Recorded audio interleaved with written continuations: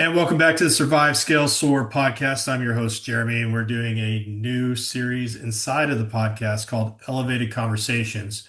Really excited about this because I'm getting to interview the people in our organization, individual realtors and teams, um, finding out like why they made the move to come join JLA Realty Omnia Elevate.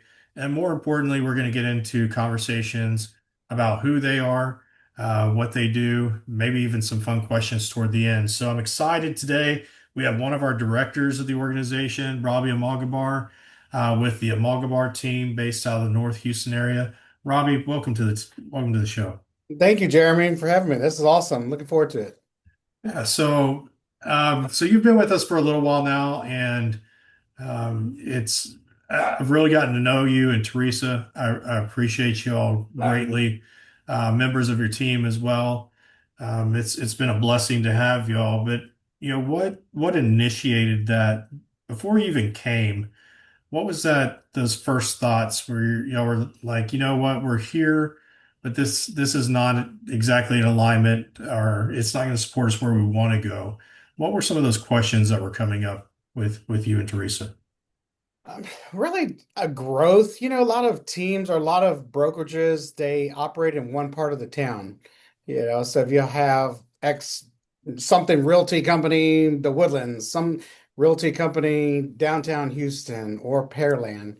And I think what attracted me at first was the fact that this was all one family, no matter where the office was. And we could tap into that. There were resources, there's leadership in each office. So for me, it was like, wow, there's a lot of flexibility here. Yeah. Yeah, I remember our first conversation. It was at a Denny's over 45 in spring. And I remember you asking some of those questions. You're like, so it's just one broker of record. We can go Yeah. to any of these offices. It was kind of foreign because where you're at was very geographic in location. Yeah. Yeah. And so knowing that it was just one organization and we had multiple offices, like how does that fit where you saw yourself going as a team? I saw that I could build in different areas. As you know, I am a team builder. I are a producer, so don't get me wrong. We're out there hustling and helping people list and sell their homes or buy and purchase homes. But I saw that was one part that I saw that we could grow in other areas. We could build our team. There'd be an office for that person. If I wanted somebody in Pearland, or if I wanted somebody, even outside the city for that matter. As long as there was an office, there was some type of support available there. But then the other part, like everybody else, comes down to money too. There was a lot of flexibility where, John said, he created this so that the teams or the even not just teams, but the agents could hold back more or have more money versus a brokerage taking it. So then we were able to pass that on to our team and help, really just support them with if there's more capital, there's more opportunity that we can invest in to help get more leads and just serve more clients. So that was a big thing. And that's, that was, but, and even beyond that, beyond the money, we always talk culture. If you just come to any of our trainings, you're going to see the type of culture we are. We're not holding back. We're sharing. If something's working for somebody, here's how they're doing. Here's what they're doing. Here's how they do it. A lot of brokerages I've come from, well, if you just do this and it's an idea, okay, can you show me how to do it? Well, I wish I could, but I'm busy right now. Go to your recordings that you have on some of the trainings that have been done. Any of those, you'll see that it's very transparent here. And with John's model, people want to help each other win. Yeah, and I love what y'all have done. Obviously, you have a leadership role inside the organization, and Teresa has come alongside you in trainings called Thrive in Action. We have those. It's during the summer. It's been every other week. We've had some in person as well. And what I've really appreciated about it and the feedback that I've gotten from our organization is that it is more the nuts and bolts training versus the idea. You go to a lot of these brokerages or you'll go to their retreats and it'll be very top level, very surface level. And you go back and you're like, okay, where do I even start? Mm. And I feel like with y'all, it's like, okay, we know exactly where to start. Like if we're going to run a social media ad, we know exactly where to begin. And I feel like with our organization that we'll give you our best. We give our best away for free. Tell me about that. Why are we giving away the best? When you help somebody else, they're going to get good. A lot of people that come here, or even if they're thinking about getting a license, they already have talent. But I've seen in the industry, I've been doing this since 1998, and I've seen people come and people go. And it's usually it's about the training. Well, I wasn't trained. And honestly, at most brokerages, training was there. They just probably didn't tap into it the way they should have. So they really can't blame the system, but maybe themselves for that.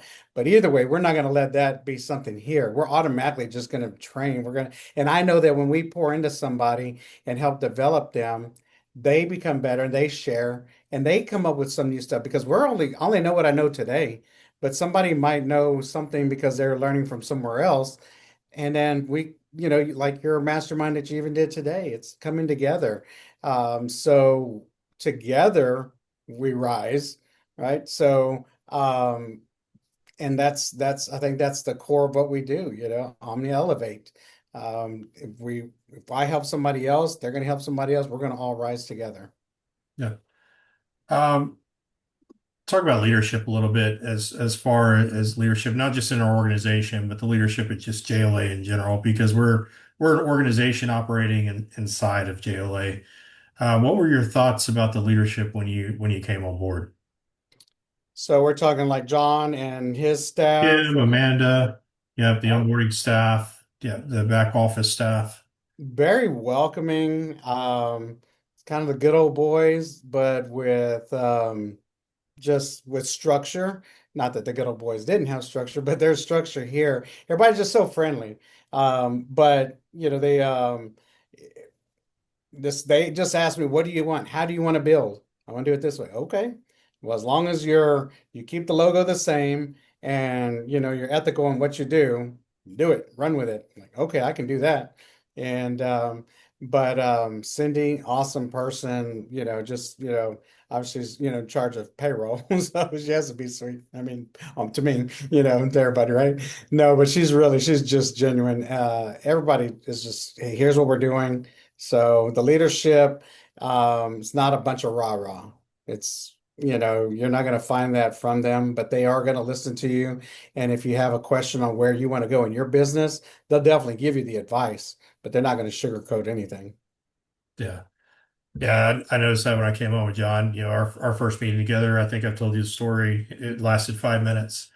He basically came back and said, "Hey, you're not thinking big enough. Come back to me when you have a better plan."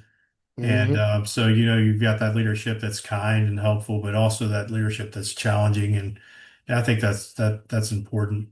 Is there anything else that really stood out to you, either before you came or right after you joined, that you were like, I didn't know that about JLA? I didn't know about well, I knew it was John Altick.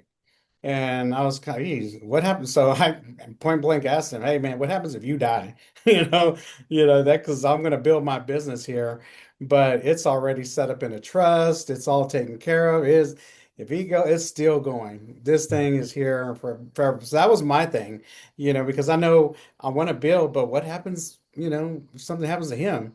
And so after that, I mean, it was like I said, he's with what our conversation was with John was be ethical and don't change my logo and you can do whatever you want, build your business. So that's what I like. But getting here, I do like, it's not one, I mean, when you come on board, you're coming on board under a manager.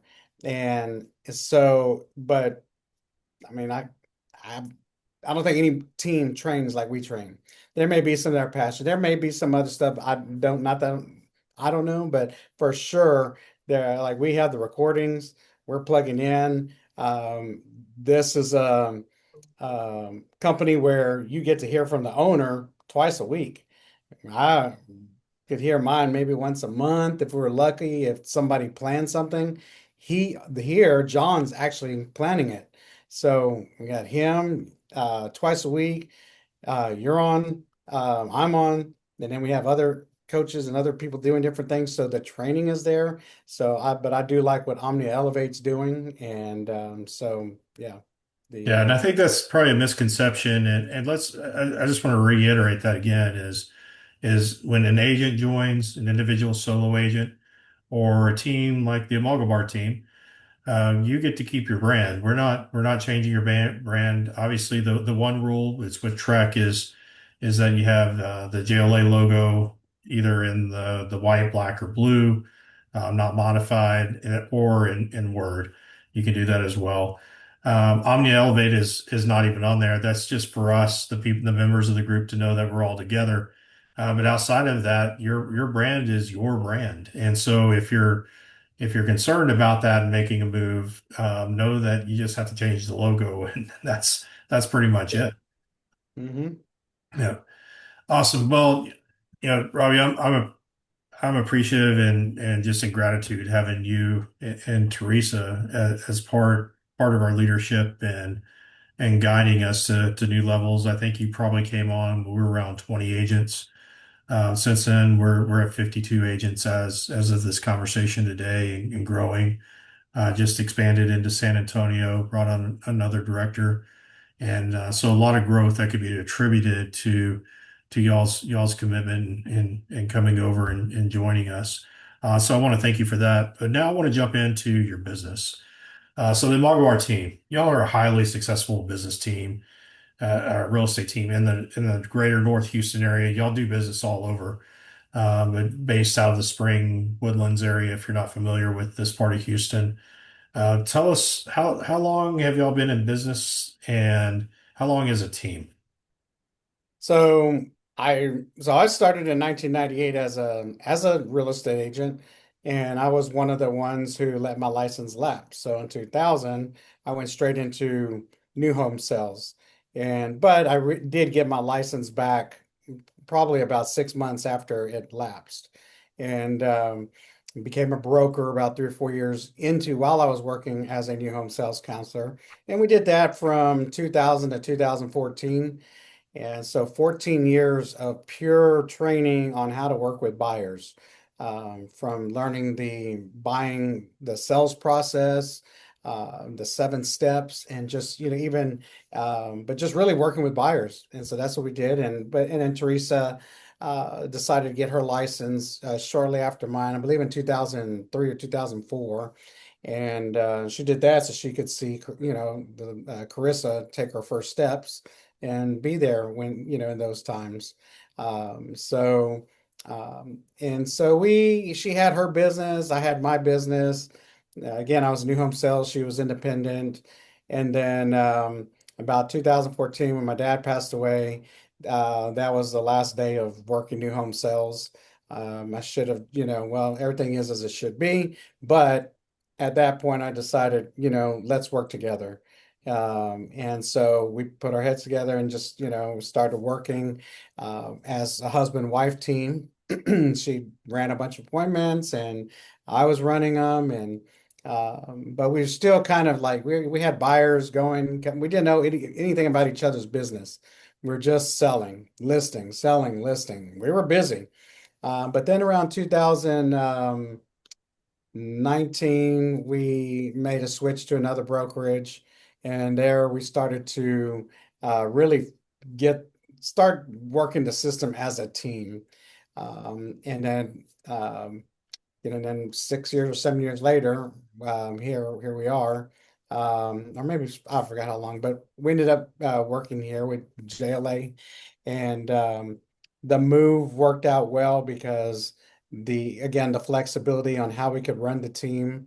And but our business, yeah, we work primarily with veterans. That's a big part of our business. After helping over 1,000 people purchase homes, we now have a database that feeds us as well. So we work that. And our thought process is that, while we're growing our team, We're also helping to grow JLA, and we pour in. And so what our thought is, we want to be the ladder for the new people coming in, and because we know they know new things, and but we can give them some insights on working with people, how to, because there's people skills.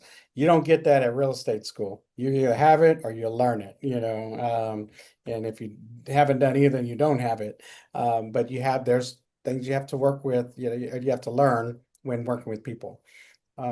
So our business now, because of JLA, the opportunity, we're able to even do commercial. So Teresa does commercial side, I do the residential side, and occasionally, sometimes we both, do residential at the same time. But now my son's in the business. He has one more class before he can go take his test, but he'll be joining us as well. So he's seen what we've done, and he said, I want to get into that. And you got a couple buyers agents, and then I know you've got some admins.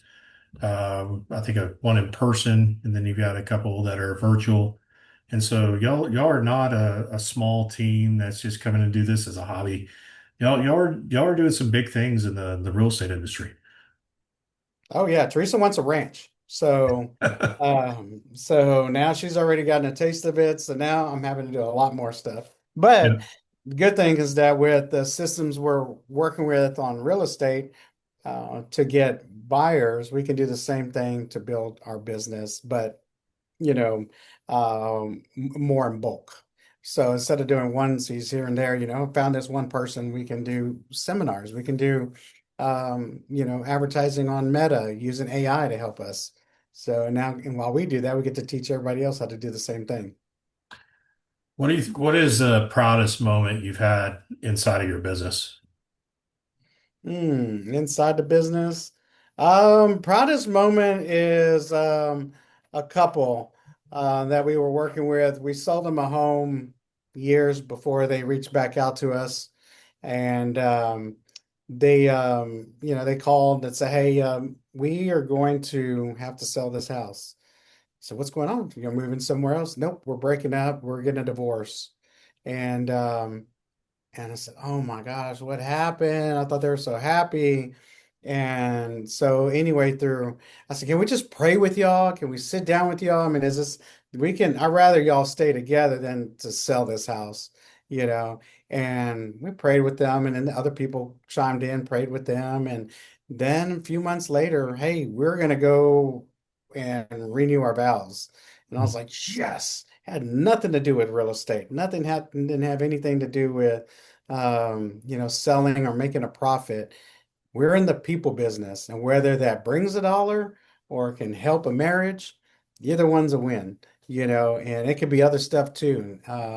But the this one didn't have anything to do with money. It had to do with the marriage and just seeing that. And it was, it's been that really made that was a big turning point in our business. We're like, wow, because I know other people would have seen it as an opportunity for a sale. And we just weren't looking at it for that. That's awesome. That's awesome. And the thing is, when you do things like that, the money part and everything else shows up because they're probably, I imagine they're loyal to you for life. Hmm. When you can set aside that, and that happens so much in this business today, where people are so transactional, and they miss that opportunity. And that's one of the things I love leading Omnia Elevate, is just the culture of it, is our people do the right thing. And that's a great story. What about so you said a couple. So you said that one. Did you have another one inside the I mean, business? I've got some other money ones. I've done, $1 million sales. And then, it's those are always fun. They're like the catching a marlin. I've had one lady who, earlier in my career, her restrooms were only outside the house. Mm. So when she moved in, when we gave her the keys, she fell to her knees and just gave thanks, and then got up and just tears on her eyes and in her eyes. She was just so glad. Like it was a whole new thing. Like the things we take for granted, having a restroom in the home. This was, yeah, it was early in my career, but still, to see something like that and be able to be the person to say, you know what, look what you have now. Um, I've had some experiences where I had a 72-year-old get their first home, and it was a kind of a struggle at the beginning mentally because they were allowing their past failures to dictate whether they could even qualify. And I said, I've been denied in the past. I've denied, they've always told me that I'm not going to do it, and something. I said, look, we're a lot different. Let's just go through the motions. Let's do the prequel. Let me look at it. We did it and thought, this is going to be good. And but along the way until closing, until they got the keys, did they believe? But I was, they work with me, so I guess that they believed something else before then, enough to keep going. But to see that doubt, just say, I finally get my keys, and how old I am, it's just like that was cool. Yeah, that's an amazing story. What about outside of real estate? What's your proudest moment outside of real estate? Proudest moment would be, well, growing up, two things. One, playing trombone, got to play Carnegie Hall with our symphonic band. That was cool. I didn't realize the how important that was, but when my parents flew up there to go I'm like, okay, what is the deal with, this place? Why do they, what, I thought it was like Jones Hall. Um, and then that was obviously when I was 17. And then the biggest thing is probably when I was 49, completing the Ironman. I was overweight, still overweight. I don't know if I'm at, but still, I had to really do some stuff to make some changes in my life. And I figured, well, if I can do the Ironman, I should be able to take at least five of the things the doctor tells me I need to do and, check those off. And so that was grueling, but I did complete it. That's awesome. Yeah, I've seen some of your story around that. That's amazing, inspiring to me as well. Yeah, the triathlon, I can't even imagine. What's the distance on the bike ride? Like 110 miles, 112 miles. And that's Yeah, before you run the 26.2. right. Oh, yeah. And you have to swim, what, 2.1? Yes. Yeah.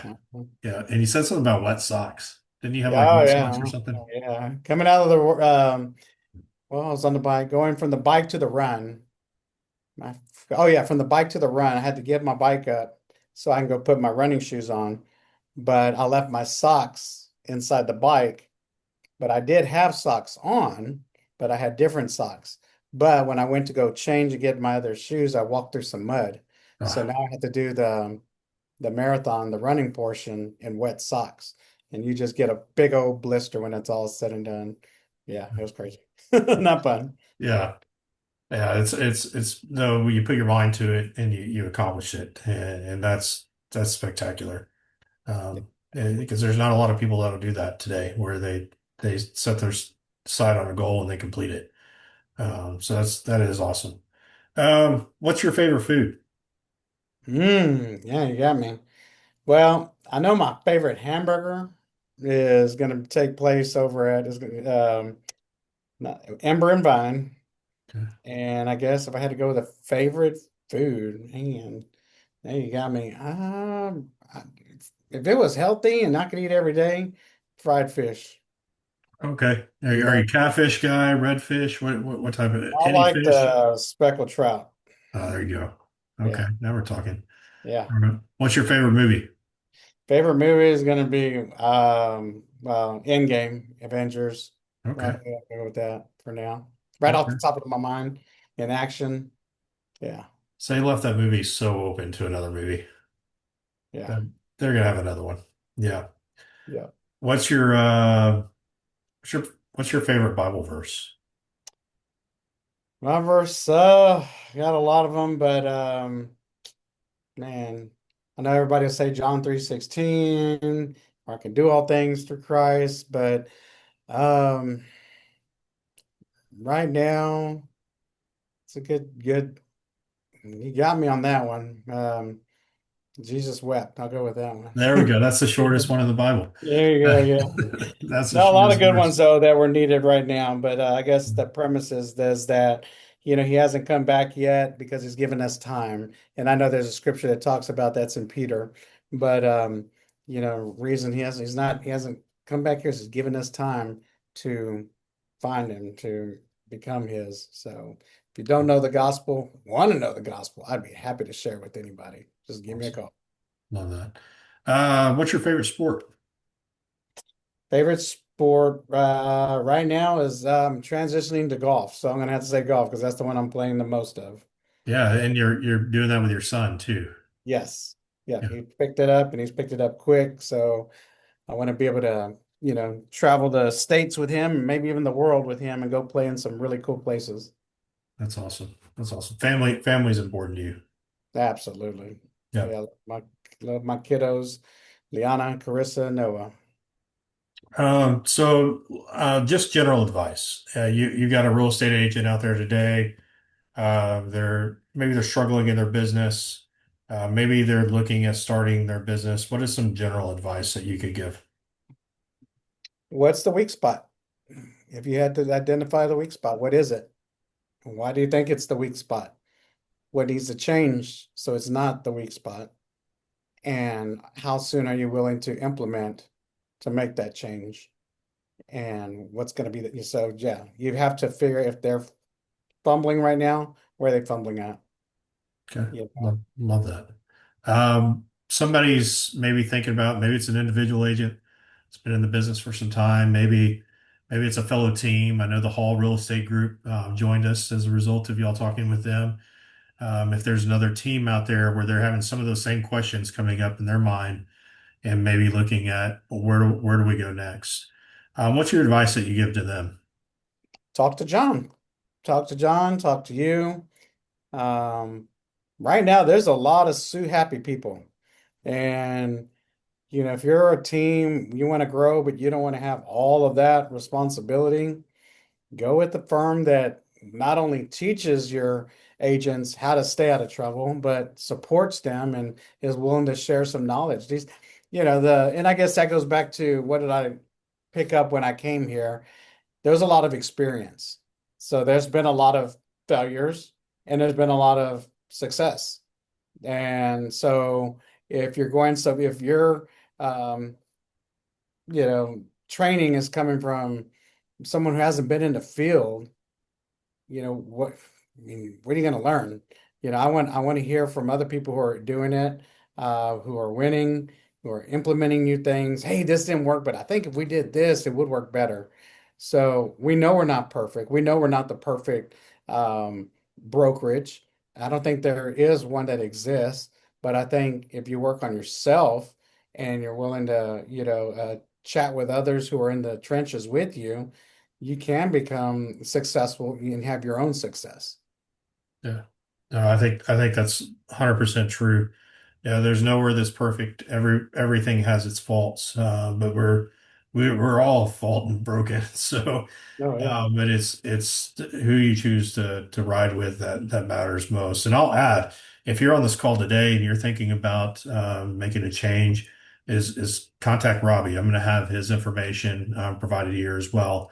Reach out to him, and I know he'll open up to you more about their experience and what they did and making the change. We know sometimes with a team, there's some logistics possibly around that, and it's a timing issue sometimes. And Robby and Teresa went through that, so they can sit down with you and help you map out that plan. Of course, myself or John can meet with you and discuss that as well. But reach out to Robby. Robby's been an amazing director, but most importantly, amazing friend. And it's fun watching him grow, watching the team grow, watching them accomplish things.